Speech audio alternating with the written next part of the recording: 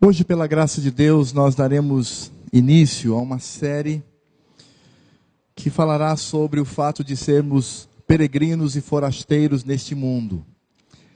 E eu acredito que esta expressão, ela não se tornou mais comum no nosso meio.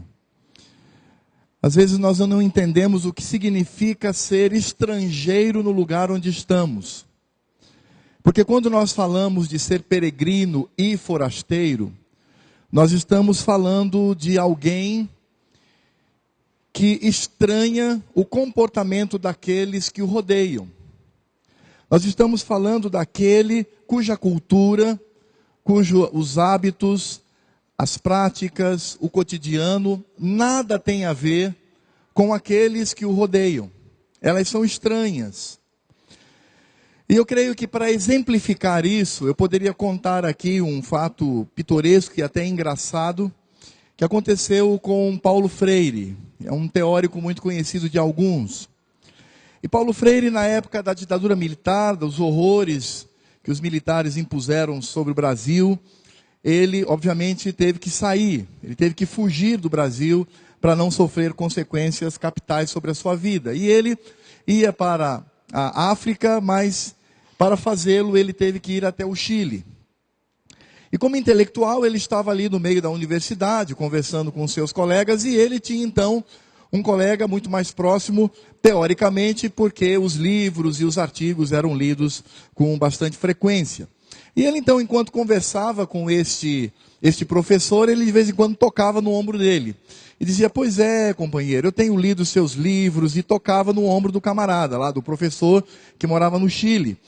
E dizia: eu tenho lido seus artigos, eu tenho lido seus livros, eu tenho simpatizado com aquilo que você diz. E de vez em quando ele tocava no ombro daquele professor, até que um dado momento aquele professor, já muito incomodado, ele delicadamente pegou o pulso do Paulo Freire e disse assim: Paulo, eu preciso te dizer uma coisa.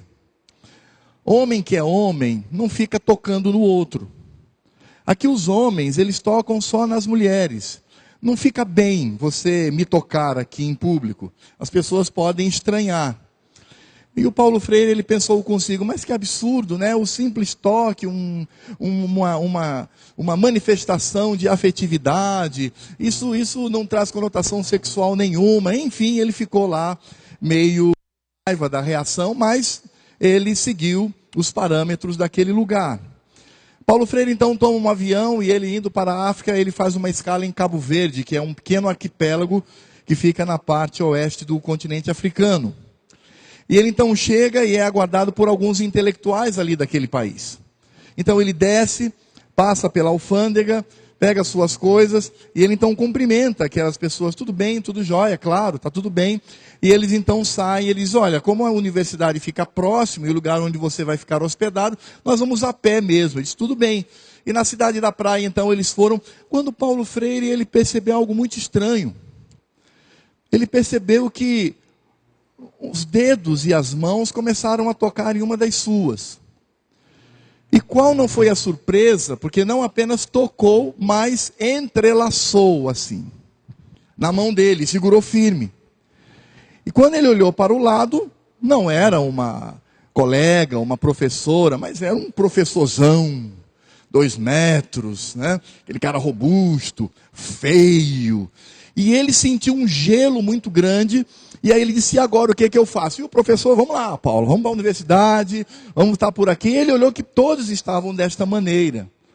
E ele então muito delicadamente disse assim: olha, não me leve a mal, mas de onde eu venho, esse gesto, ele só é feito entre um homem e uma mulher. Nós não podemos ficar assim. Ele disse: então me desculpe, soltou. E à noite então, Paulo Freire estava no seu quarto e ele começou a refletir dizendo: mas que coisa impressionante. Porque por 2 experiências que passei, eu aprendi 2 coisas. Primeiro, eu sou estranho a esses 2 mundos. Porque no Chile, eu tive uma prática que eu considero correta, mas eles têm como errada. E aqui em Cabo Verde, eles fizeram uma prática que eu considero errada e ele certa. Ele disse: eu só posso ter uma convicção. Eu de fato estou fora da minha nação. Eu estou fora do meu país. Eu estou fora da minha cultura. Eu sou estrangeiro, tanto no Chile quanto em Cabo Verde. Esse é o significado de peregrino. Esse é o significado de forasteiro. É o estranhamento. É eu perceber que as práticas, elas não de acordo comigo, porque algumas práticas que eu tenho na vida são corretas, mas são rejeitadas pelo mundo. Outras, o mundo tenta impor sobre mim. E eu então percebo que devo rejeitar, porque não faço parte mais deste mundo.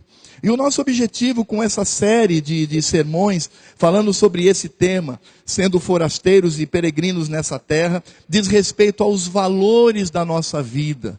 Quais são os meus valores? E, irmãos, nós temos perdido muito isto de vista. Às vezes nos colocamos como crentes no Senhor Jesus, mas os meus valores são os valores do mundo, são os valores corriqueiros. São os valores que afrontam o nosso Deus. É claro que, nesse sentido, eu preciso compreender que, como estrangeiro e como forasteiro nessa terra, eu preciso perceber que a minha visão de mundo, uma expressão técnica para isso é cosmovisão. A visão que eu tenho do mundo, ela não pode mais ser pautada por esse mundo. Mas ela deve ser regulada profundamente pelas Escrituras, pela lei de Deus, por aquilo que Deus pensa. Talvez numa aplicação mais prática, eu poderia dizer que a preocupação do crente é sempre fazer a seguinte pergunta: como o Senhor Deus, através da sua lei, enxerga esta prática, este costume, esta maneira de ser? E isso é muito triste, porque nós percebemos que a igreja ela tem esfriado esse aspecto diante do Senhor, e ela não tem vivido conforme a palavra de Deus.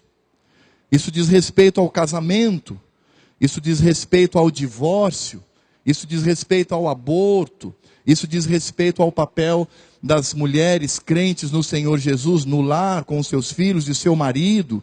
Isso diz respeito ao papel do homem no lar, frente a seus filhos e a sua esposa. Isso diz respeito aos pais com os filhos com os pais. Isso diz respeito ao trabalho. Isso diz respeito a todas as áreas que nos rodeiam.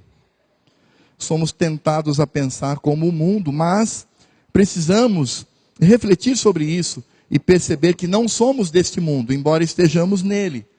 E nesse sentido, precisamos colocar no nosso coração aquilo que Pedro nos fala: somos peregrinos e forasteiros nessa terra. E hoje eu quero falar um pouquinho sobre ministério, sobre trabalho. Eu quero falar um pouquinho sobre como eu encaro o meu trabalho diante do reino de Deus. Ministério é tudo aquilo que eu faço em termos de trabalho para Deus. Os ministérios, eles não se resumem aos ministérios formais da igreja. Então, quem não é professor, quem não está com as crianças, quem não prega, quem não tem um ministério ligado à sua igreja local do ponto de vista formal, então ele não tem ministério, não é isso. Mas ministério é todo o trabalho, toda a prática que eu realizo para a glória do meu Deus, obedecendo ao Senhor e utilizando os meus talentos. Agora, muitas vezes nós colocamos no nosso ministério o padrão do mundo de trabalho. Nós colocamos no nosso ministério a maneira do mundo enxergar o trabalho. E por vezes nesse sentido, eu tenho agido em contrário com a palavra de Deus. A pergunta é muito simples: por que muitos crentes abandonam o seu ministério? Por que muitos crentes dizem assim: eu não vejo a hora de acabar o ano para eu largar esse trabalho, eu não quero mais nem saber disso. Eu quero continuar livre, eu não quero mais ter nenhum compromisso com esse ministério, com esse trabalho. A pergunta é: por que nós agimos assim? Por que nós desistimos? Olhando para a biografia de alguns missionários ao longo da história, Algo que me impressiona é a vida daqueles homens e mulheres que passaram 30, 40, 50 anos no campo missionário, muitos missionários trabalhando em locais onde não havia conversão, onde as pessoas não se entregavam para Jesus, e isso não era culpa do missionário, porque a conversão ela vem da soberania de Deus, mas foram homens e mulheres que passaram todos estes anos no campo missionário, com o joelho dobrado, orando e chorando diante do Senhor, rogando pelas almas presentes ali, e ao final, quando eles retornam, eles percebem que aquele trabalho não foi em vão, porque durante 40, 30 ou 50 anos, o nome de Deus foi glorificado na pregação do Evangelho naquele instante. Mas aí nós pensamos, por que outras pessoas por muito menos desistem? Eu acredito, irmãos, isso acontece porque a nossa visão não é a visão do Evangelho, não é a visão de Cristo, a visão que temos do ministério não é a visão daquilo que o Senhor Jesus nos ensina. E nesse contexto eu quero convidá-lo a abrir o Evangelho de Lucas capítulo 10, e eu quero fazer a leitura do verso 17 ao verso 20, obrigado meu irmão, estou precisando mesmo. Lucas capítulo 10, do verso 17 ao verso 20. E nós temos o contexto aqui do exercício do ministério, mas nós temos também aqui os valores invertidos com relação à prática desse ministério. E a palavra do Senhor, ela nos mostra qual é o valor de Cristo. É interessante que antes da leitura, precisamos entender um pouquinho o contexto daquilo que nós encontramos do verso 17 ao verso 20. O que nós temos aqui nesse contexto da narrativa de Lucas é que Jesus havia enviado os seus discípulos para uma missão. Ele disse, saiam de 2 em 2 e vocês devem agora pregar o Evangelho. E ele diz, esse trabalho é escasso e perigoso. Ele diz que não seria fácil. Ele diz também que aqueles apóstolos, aqueles discípulos, aliás, eles precisavam ter atitudes precisas e eles precisam levar uma mensagem importante. A mensagem é, o reino de Deus está presente, o Rei Jesus está entre nós. É claro que nesse sentido o Senhor Jesus também os prepara dizendo que o Evangelho ele não traz somente salvação, mas o Evangelho também traz condenação ao mesmo tempo. E o Senhor Jesus trata sobre isso dizendo, aqueles que rejeitarem o Evangelho, bata a poeira do seu pé e vá em frente, porque ele está rejeitando e vivendo na condenação. Nesse sentido, o Senhor Jesus envia aqueles homens para o exercício do ministério e eles voltam agora com um relatório.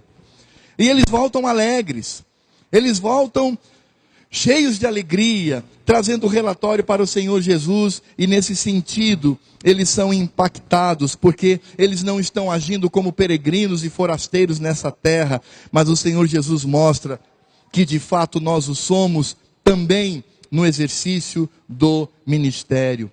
E diz assim a palavra do Senhor, a partir do verso 17, então regressaram os 70, possuídos de alegria, dizendo, Senhor, os próprios demônios se nos submetem pelo teu nome. Eles estão trazendo aqui o relatório daquele ministério que foram exercer, sendo enviados por Cristo.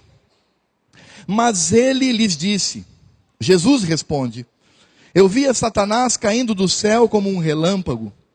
Eis aí vos dei autoridade para pisar de serpentes e escorpiões, e sobre todo o poder do inimigo, e nada absolutamente vos causará dano. Não obstante, alegrai-vos, não porque os espíritos se vos submetem, e sim, porque o vosso nome está arrolado nos céus. Oremos mais uma vez. Nosso Deus e Pai, nós te louvamos pela tua palavra. Te louvamos porque ela retifica, ela restaura, ela ergue, ela edifica. E pedimos, ó Deus, para que o Senhor, através do teu Espírito Santo, fale ao nosso coração nessa noite. Porque muitas vezes estamos, ó Deus, com as motivações erradas. Olhamos para o ministério como o mundo vê o trabalho. Como os trabalhadores do mundo se apercebem como trabalhadores. no exercício de sua função, mas nós não somos assim. A nossa visão não deve ser esta. A nossa visão não deve ser pelos resultados. A nossa visão não deve ser por aquilo que vem como resposta àquilo que faço.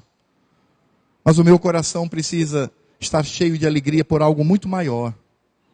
A minha alegria precisa estar em Cristo Jesus. Fala ao nosso coração, Senhor, nessa noite. E se há aqui algum irmão desanimado com o seu ministério, com o seu trabalho, que o Senhor venha reanimá-lo e enchê-lo de alegria, conforme a tua palavra. Em nome de Jesus. Amém. Quando nós olhamos para esse texto, nós vamos ter aqui um tema central. Esse tema central, ou eu diria, o ponto central aqui, não é o ministério, não é o exercício do trabalho. O ponto central aqui é a alegria no coração do crente. Sempre que eu encontro um colega, depois de muitos anos, um missionário, um pastor, ou alguém que está aí no exercício do ministério, e eu o cumprimento, sempre que eu faço isso, eu dou um abraço nesse irmão, e eu sempre pergunto a todos eles: e aí, meu irmão, está animado? Você está feliz? Você está alegre? A despeito dos problemas, a despeito das questões, você continua firme, alegre no Senhor? Porque de fato o tema que nós encontramos aqui, o tema central, é a alegria. Agora, a pergunta que nós poderíamos fazer é: no ministério, no meu trabalho, o que poderia trazer alegria estonteante a mim? Ou seja, eu devo condicionar a minha alegria a quê? Porque o mundo, quando nós pensamos em termos de trabalho, nós já sabemos o que traz alegria ao trabalhador. Geralmente o que traz alegria ao trabalhador é o resultado, porque ele é bem sucedido. E ele sai então nos jornais, ele é conhecido na cidade como aquele grande empresário, que onde põe a mão tudo dá certo, onde as estatísticas vão para as nuvens, onde ele de fato tem crescido cada vez mais no empresariado. Esse é o padrão do mundo. Porque a falência, alguém que ao final não tem nenhum resultado, ou nenhuma resposta prática ao seu trabalho, ele é tido como alguém falido. Ele é tido como alguém que, de fato, não está adequado àquela função. E nós, muitas vezes, convivemos com esse tipo de pensamento. Nós achamos que bênção é quando eu estou bem, com saúde, com tranquilidade, e maldição é quando as coisas estão ruins na minha vida. Mas nós precisamos entender, irmãos, alguns contextos que a palavra do Senhor nos traz, como por exemplo em 1 Pedro capítulo 4, do verso 12 ao verso 14, quando diz: amados, não estranheis o fogo ardente que surge no meio de vós, destinado a provar-vos, como se alguma coisa extraordinária vos estivesse acontecendo. Pelo contrário, alegrai-vos, na medida em que sois coparticipantes dos sofrimentos de Cristo, para que também na revelação de sua glória vos alegreis exultando. Se pelo nome de Cristo sois injuriados, bem-aventurados, alegres, felizes sois, porque sobre vós repousa o Espírito da glória e de Deus. Em Filipenses capítulo 2, verso 17, Paulo nos diz: entretanto, mesmo que seja eu oferecido por libação sobre o sacrifício e serviço da vossa fé, alegro-me, e com todos vós me congratulo. Qual é o padrão de alegria na palavra de Deus? Onde está a minha alegria? Onde está a minha satisfação? Onde está a minha paciência? Porque de fato tudo depende da nossa motivação. Porque nós encontramos em Lucas 12:34 o texto que diz: porque onde está o vosso coração, aí estará, onde está o vosso tesouro, aliás, aí estará também o vosso coração. Onde está a sua riqueza, aí está a sua alegria. quando você contempla, ou do ponto de vista real, físico, ou do ponto de vista espiritual, quando você contempla o tesouro que você possui, isto vai trazer alegria no seu coração. E meus amados irmãos, isto não é diferente com relação ao meu ministério. Porque nós vamos perceber em primeiro lugar a alegria dos discípulos, que está do verso 17 ao verso 20. E aí nós encontramos em primeiro lugar o relatório. No verso 17, todos eles voltaram a Jesus e disseram: então regressaram os 70 possuídos de alegria. Eles estavam alegres, eles estavam felizes, dizendo: Senhor, os próprios demônios se nos submetem pelo teu nome. Em outras palavras, eles estão dizendo mais ou menos o seguinte: eles diziam: Senhor, o nosso ministério foi bem sucedido. Para aquilo que o Senhor nos enviou, os resultados foram mais que positivos.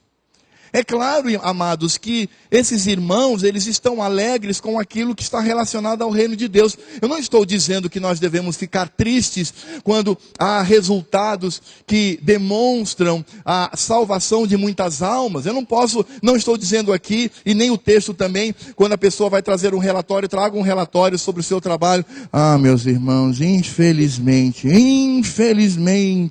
500 pessoas se converteram e foram batizadas, e eu estou arrasado com isso, estou triste com isso, eu não queria isso. Não se trata disto. Nós devemos nos alegrar sim com estas questões, mas a questão que eu trago aqui é que estas pessoas, elas estavam com a sua motivação no lugar errado.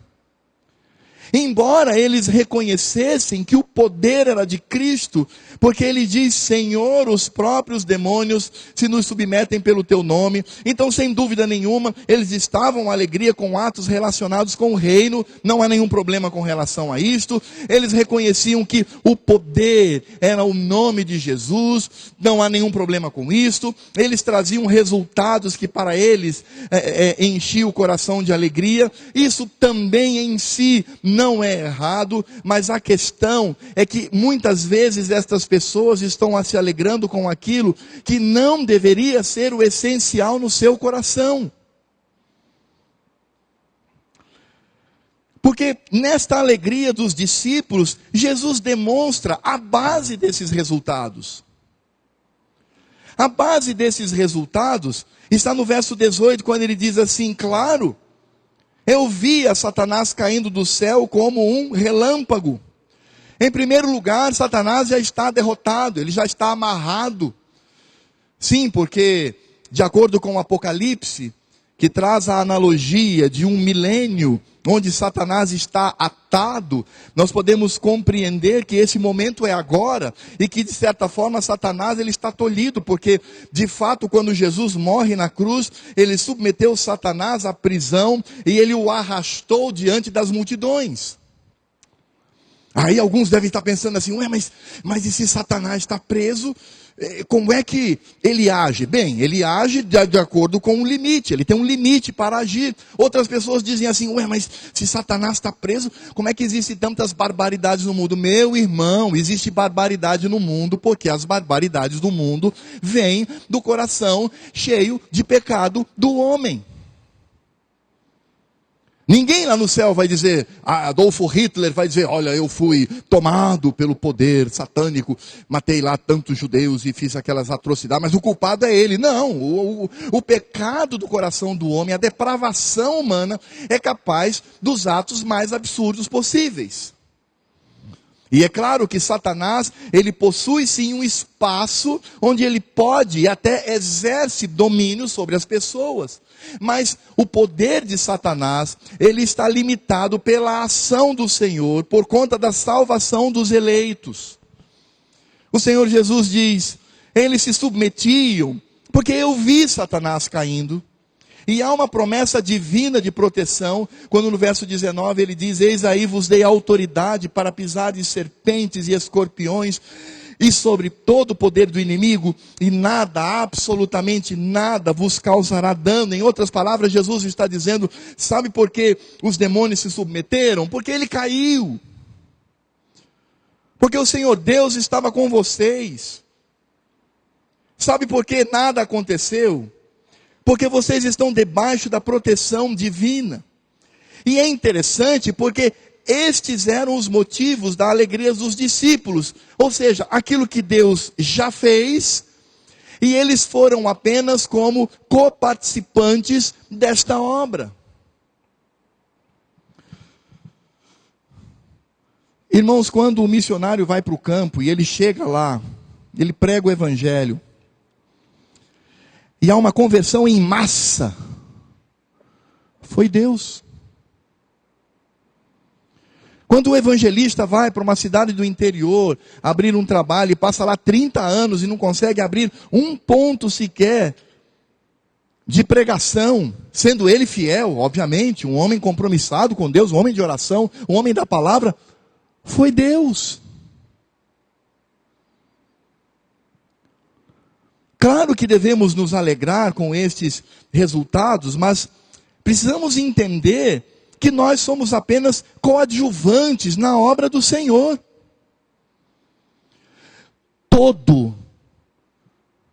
Guarde isso no seu coração.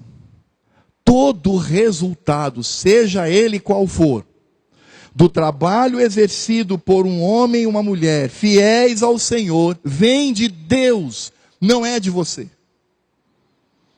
Não é a sua estratégia, a sua inteligência, sua destreza, mas é a graça do Senhor.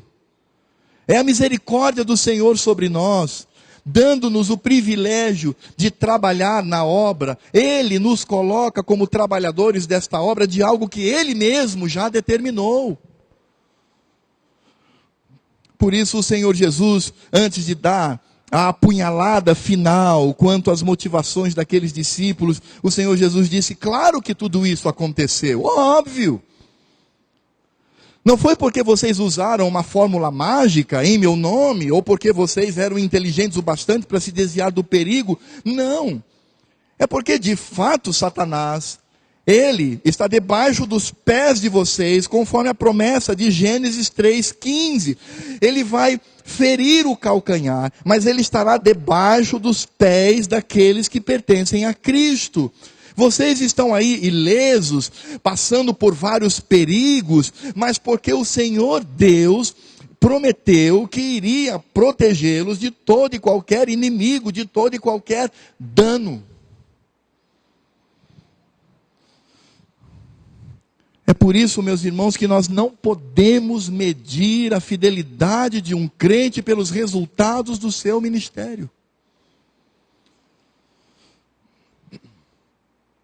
Imagina 2 missionários trazendo um relatório para a igreja. 2 missionários. Aí um chega e diz assim: olha, eu cheguei no lugar, passei 3 dias, preparei a pregação, eu preguei, irmãos, eu fui para debaixo da mangueira, numa praça, comecei a pregar, e a cidade quase que inteira, desde o prefeito até a pessoa mais despojada de poder, se converteram ao Senhor. E hoje nós temos uma igreja lá com 300 membros, tem 3 meses de ministério. Eu tenho 3 meses de ministério lá, há uma igreja com 300 membros. Chega o outro missionário e diz assim: meus irmãos, eu estou pregando há 30 anos numa outra cidade. Já fiz de tudo e ninguém se converte. Qual dos dois você iria dar mais crédito como evangelista? Mas eu posso dar o nome deles. Um se chama Jonas, que pregou em Nínive. O outro se chama Isaías, que pregou ao longo de toda a sua vida. Vocês estão entendendo onde está o problema? Vocês percebem que nós somos motivados no nosso ministério por algum tipo de estímulo externo? Tem que ter o reconhecimento da liderança, tem que ter o apoio dos irmãos e amados. Isso tudo é correto e as pessoas devem buscar isso no ministério. Devem. Mas isso não é o essencial. Ronaldo Lidório conta uma história muito engraçada da mulher que todos os anos na conferência missionária fazia um bolo gigantesco lá para todos no final. E num dado momento, numa conferência missionária, o pastor começou a agradecer a todas as pessoas. E o Ronaldo disse que estava ao lado dessa irmã. Agradeceu a todos, mas esqueceu o nome da mulher do bolo. E aquela mulher estufou o peito, fungou com as narinas e disse: nunca mais eu faço bolo nessa igreja. Porque o pastor me esqueceu. Porque o pastor é ingrato. Porque o pastor não mencionou o meu nome. Claro, irmãos, o pastor, ele foi de fato grosseiro, ou pelo menos ele foi desatento. Ele deveria ter sido chamado a atenção: meu irmão, tenha mais cuidado. Mas veja a motivação do coração daquela irmã. Veja a motivação do coração daquela mulher.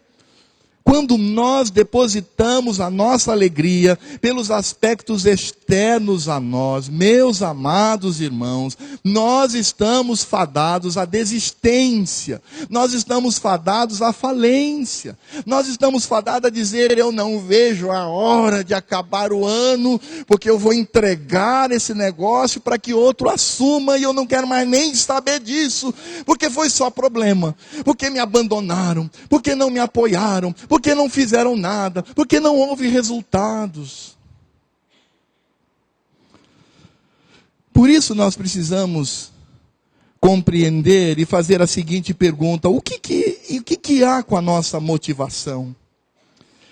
É claro que esses textos aqui, irmãos, ou melhor, esse texto de Lucas 10, de 17 a 20, ele não está dizendo, como eu disse no início, que devemos ser frios, impassíveis com as questões que nos rodeiam. É claro que nós precisamos entender que as nossas emoções, elas precisam estar adequadas. Por exemplo, Jesus, conforme o Evangelho de João, capítulo 11, verso 35, ele chorou em ver o sofrimento alheio quando ele viu aquelas mulheres enlutadas, mesmo sabendo que iriam ressuscitar, mas ele foi sensível. Em Lucas 19, 41, diz que o Senhor Jesus chorou por Jerusalém, pelo seu futuro. Ele disse: ó Jerusalém, como eu gostaria de colocá-los debaixo da minha asa, mas o que resta para você é destruição, o que aconteceu no ano 70. A própria tribulação, ela produz tristeza, porque em Hebreus capítulo 12, verso 11, diz que toda disciplina no início não é motivo de alegria, mas de tristeza. É claro. Mas quando nós encontramos este choro e esta tristeza, elas estão muito mais ligadas ao próprio Senhor Deus, ao propósito da glória de Deus. Jesus, quando chora sobre Jerusalém, ele não coloca Jerusalém como um fim em si mesmo, mas ele coloca a glória de Deus abandonada por aquele povo. Quando ele chora pelo sofrimento alheio, ele vê a morte física, o último inimigo a ser vencido, para a glória do Senhor. Quando o autor de Hebreus fala desta tristeza que vem da disciplina, porque nós sabemos que ela existe, porque nós falhamos em algum momento, e Deus está nos edificando. Por isso nós precisamos compreender claramente o significado disto na nossa vida. Porque quando nós olhamos para a alegria, nós precisamos compreender qual é este significado. Irmãos, precisamos rever os nossos conceitos, precisamos rever a nossa cultura, precisamos rever a nossa visão de mundo com base nas Escrituras. E o crente, de fato, ele vive este paradoxo que é estranho para o mundo. Por exemplo, quando um ente querido, crente, morre, nós ficamos tristes por aquele momento da morte, mas nós nos alegramos porque ele está com Cristo e um dia eu vou me encontrar com ele. O mundo não entende isso. Mas nós entendemos. Porque sabemos colocar a nossa alegria no lugar onde ela deve estar. E é claro que esta alegria deve ser a alegria no Espírito, como fruto do Espírito Santo. Veja só o que Pedro diz na sua primeira carta, do verso 3 ao verso 9, quando ele fala sobre essa questão de nós estarmos de fato diante do Senhor.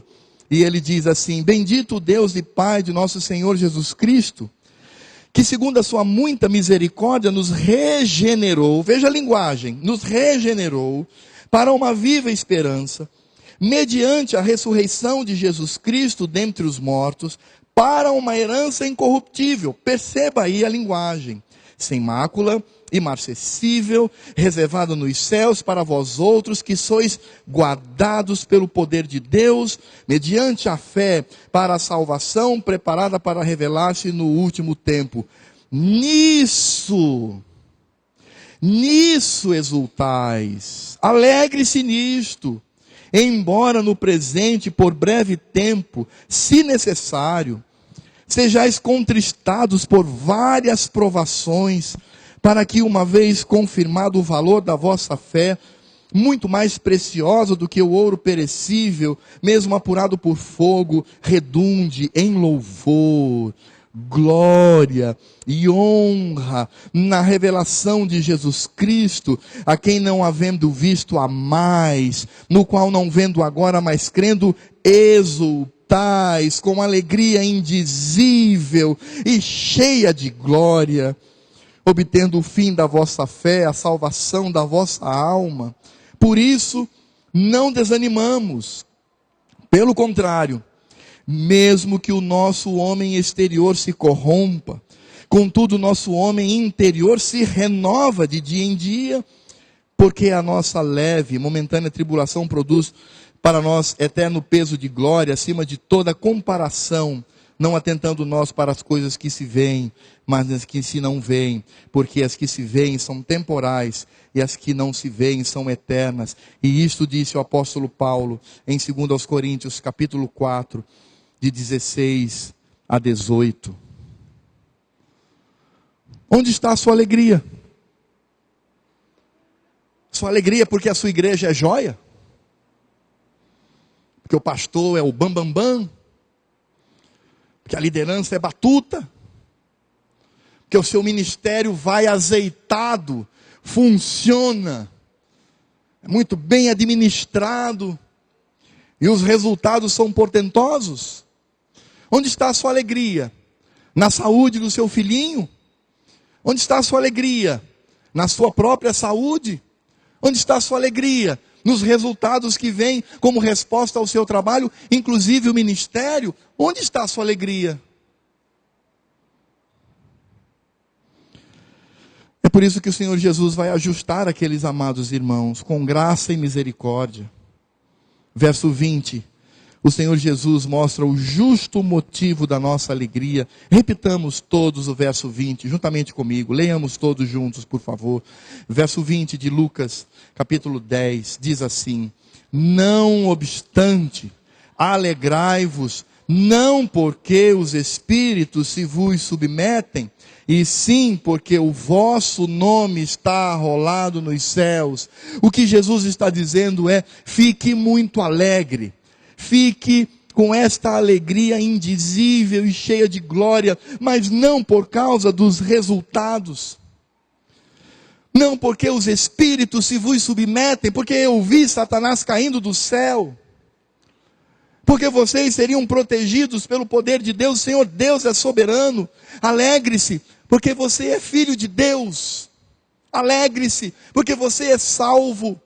Alegre-se, porque você está no céu. Alegre-se, porque você foi alcançado pela graça e pela misericórdia desse Deus Todo-Poderoso. Alegre-se, porque a obra de Cristo, o Cristo centralizado, o Cristo que morreu na cruz, o Cristo Todo-Poderoso morreu naquela cruz, e Ele lembrou do seu nome, e Ele citou o seu nome na cruz, e Ele morreu em seu lugar, e hoje você não vai mais para o inferno, hoje você não está mais nas mãos do diabo, do mundo, ou da sua própria carnalidade. Hoje você tem o Espírito Santo que mora em você, o Espírito desse Deus Criador de todas as coisas.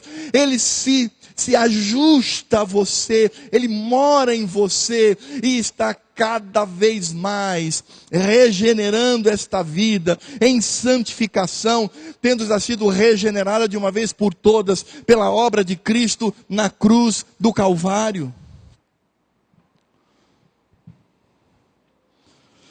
A nossa alegria não pode ser no que é efêmero. A nossa alegria não reside nas manifestações espirituais, sabe por quê? Porque elas falham. A nossa alegria no ministério não pode residir na preservação neste mundo, sabe por quê? Porque isso pode faltar. Nossa alegria não reside nos resultados esperados, porque isso pode nos frustrar. Quem aqui nunca se decepcionou com o seu ministério?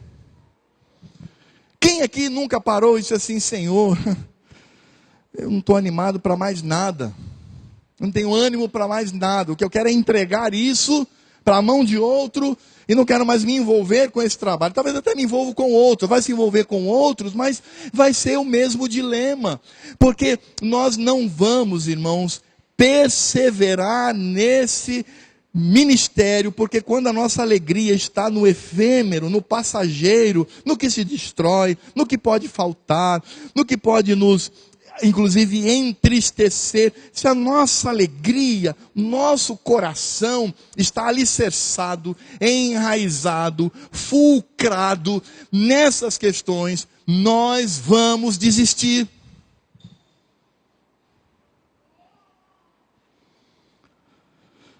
A nossa alegria está em Cristo.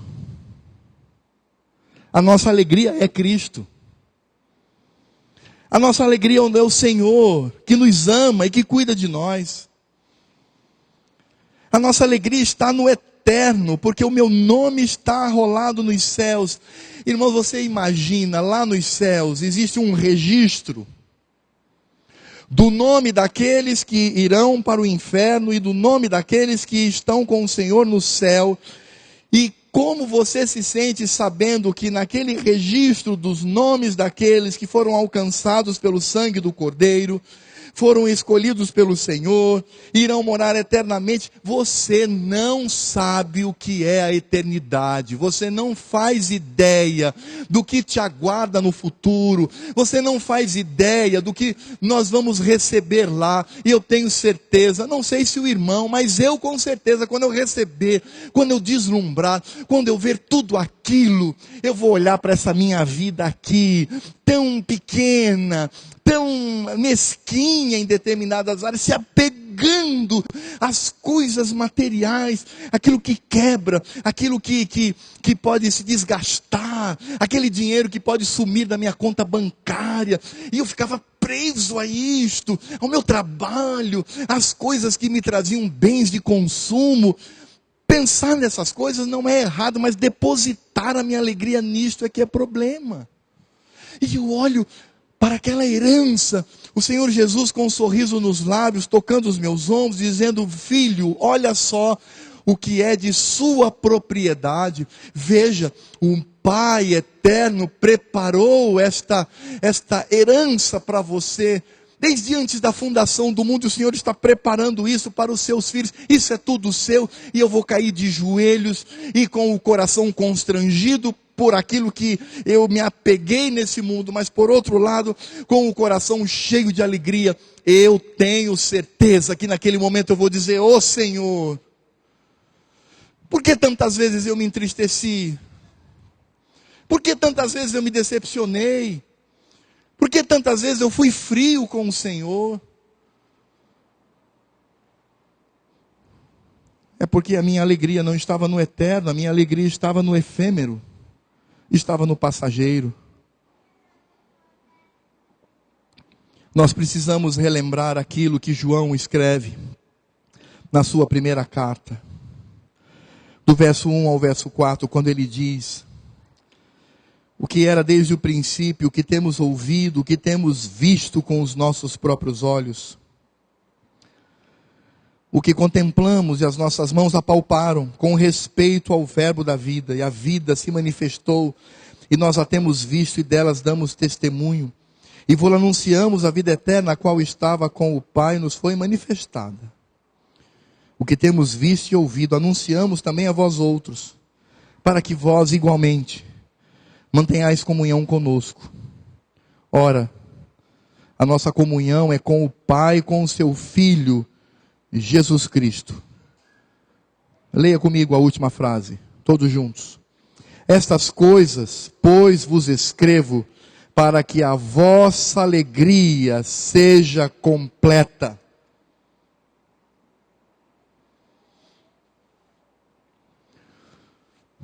Irmãos, quando nós desistimos do nosso trabalho no reino de Deus, do nosso ministério,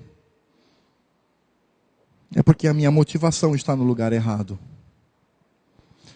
Eu posso culpar quem quer que seja. E talvez até essas pessoas tenham responsabilidade em faltarem mesmo. A liderança faltou, os membros da minha equipe me abandonaram, fugiram, não estão fazendo mais nada, as pessoas não correspondem.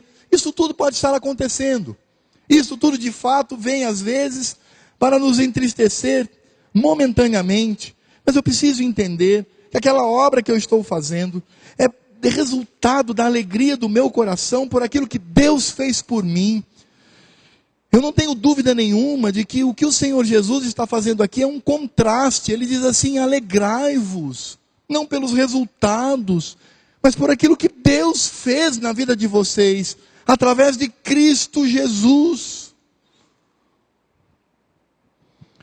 É mais ou menos como se você estivesse numa pindaíba danada, não tivesse dinheiro para absolutamente nada, e alguém dissesse: olha, eu vou deixar uma herança para você de 4 bilhões de reais. Além disso, eu vou deixar várias propriedades em seu nome. Você vai ter um avião, um 737 em seu nome, com tudo pago. Esse dinheiro vai pagar para o resto da sua vida. Você vai ter os melhores carros, você vai ter a melhor casa, você vai ter todo o conforto que existe. Agora, a única coisa que eu peço para você é que você todos os dias se sente naquela praça ali e fale um pouquinho sobre a minha vida, as pessoas que passam. Só isso que eu quero de você. Sabe o que nós vamos dizer? Dizer assim: você tem certeza disso? Você está me dando esse império só para fazer isto? Isso eu faço com toda a minha alegria. O que você quer? Você quer que eu suba num caixote? Você quer que eu suba numa torre? Você quer que eu leve uma caixa de som, pegue o microfone e fale sobre você? Eu teria o maior prazer, maior alegria. Porque olha só o que você está me dando. É mais ou menos assim. Às vezes nós tiramos os olhos da herança do Senhor, tiramos os olhos de Cristo Jesus, daquilo que nos aguarda, da graça de Deus, essa graça que nos acompanha todos os dias, essa graça que faz com que os demônios se submetam, essa graça que nos protege pelo amor de Deus, e olhamos para os resultados, deixamos de olhar para Cristo e olhamos para as nuvens. Aí, de fato, o meu ministério, ele será abandonado.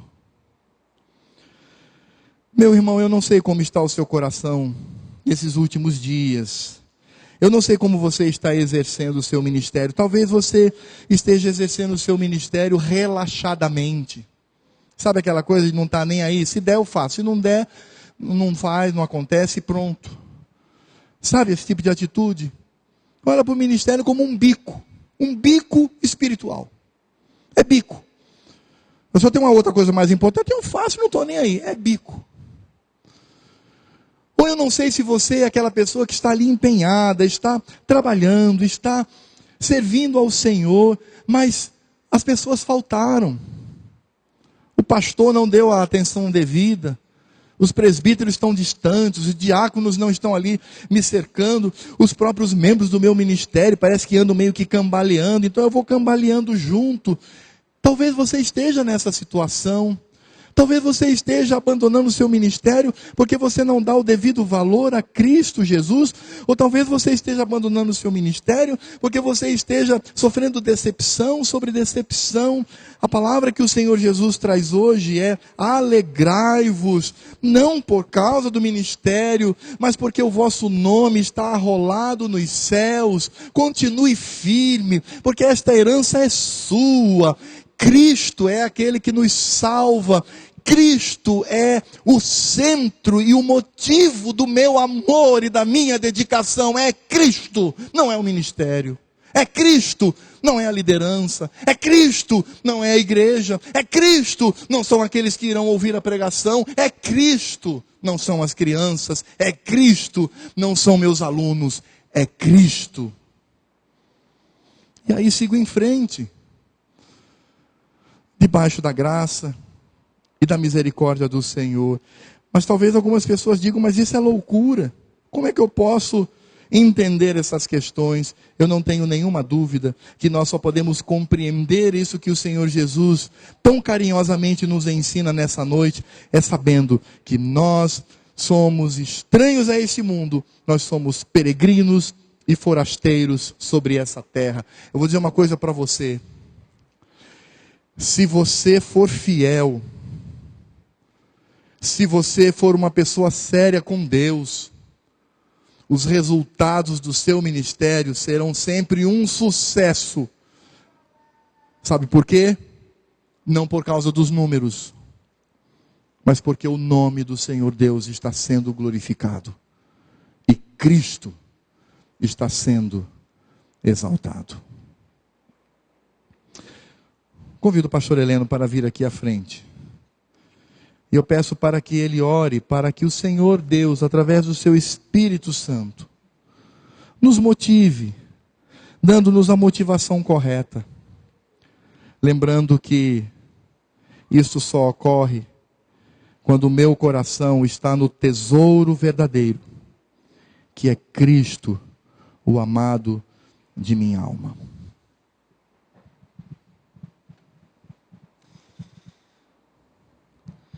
Senhor, muito obrigado, Pai amado, pela Tua palavra. Obrigado porque o Senhor conhece o nosso coração, sabe quantas vezes nós temos colocado as nossas motivações para Te servir em coisas tão efêmeras, passageiras. E por isso o Senhor nos trata, por isso o Senhor vem ao nosso encontro. E com palavras de amor, com palavras de misericórdia, vem nos realinhar as motivações para vivermos neste mundo com alegria e servindo ao Senhor com alegria. Nós te louvamos, Pai, porque em meio aos momentos em que estamos servindo o Senhor, vem tribulações, vem angústias, e que nos testam, que nos provam, e que vêm das Tuas mãos, exatamente para que possamos reconhecer que dependemos do Senhor, que precisamos do Senhor. E precisamos colocar Cristo como centro da nossa vida. E precisamos exaltar o Teu santo nome, Pai. E que Cristo esteja guiando a nossa vida, esteja reinando em nosso ser. E que a nossa vida deve viver para a Sua glória, para o deleite dEle, Pai. Para que encontremos prazer, alegria, felicidade nele. Eu sei, Senhor, que isto vai de encontro às filosofias presentes neste mundo. Vai de encontro a toda um pensamento que procura olhar apenas para o aqui e agora. Procura olhar apenas para os prazeres desta vida como alvo central da vida de todo ser humano. E na realidade não é. Nós temos os nossos nomes arrolados nos céus. Nós somos súditos e somos também amigos daquele que é o Criador de tudo que há. Daquele que possui todo este universo em suas mãos, daquele que nos dá esperança no presente, sobre o futuro que ainda virá, futuro de justiça, onde será banido deste mundo todo pecado, todo orgulho, toda inveja, e onde gozaremos apenas de alegria plena, felicidade. Ó Senhor, enche o nosso coração desta correta motivação de vivermos para a Tua glória no presente e que possamos sempre olhar para o futuro como algo já que experimentamos no presente, Pai amado. Alinhando as nossas vidas para a honra e glória do Senhor. E que cada irmão aqui, que está servindo ao ministério, possa sair daqui hoje motivado pelo Senhor, para no próximo ano, e continuação deste ano, no próximo ano, continuar se dedicando, onde quer que o Senhor tenha chamado e colocado, Pai. Anima. E que em meio aos percalços e às dificuldades, eles possam clamar ao Senhor. Dizer, Senhor, anima o meu coração. Dá alegria para a minha vida. E que assim, Pai amado, todos nós estejamos te servindo com alegria em nosso coração. E que mais irmãos hoje tenham sido motivados também a se envolverem com o ministério do Senhor. Nós assim pedimos, nós assim clamamos, por motivação, por alegria no Senhor Jesus Cristo. Assim oramos em o nome de Jesus, nosso Salvador, nosso supremo motivador. Amém. E a graça do nosso Senhor e Salvador Jesus Cristo, o amor de Deus, nosso eterno Pai, a comunhão e as consolações do Espírito Santo de Deus estejam sobre nós, amados irmãos e irmãs, e sobre todo o povo de Deus espalhado na face da terra, agora e para todo sempre. Amém e amém.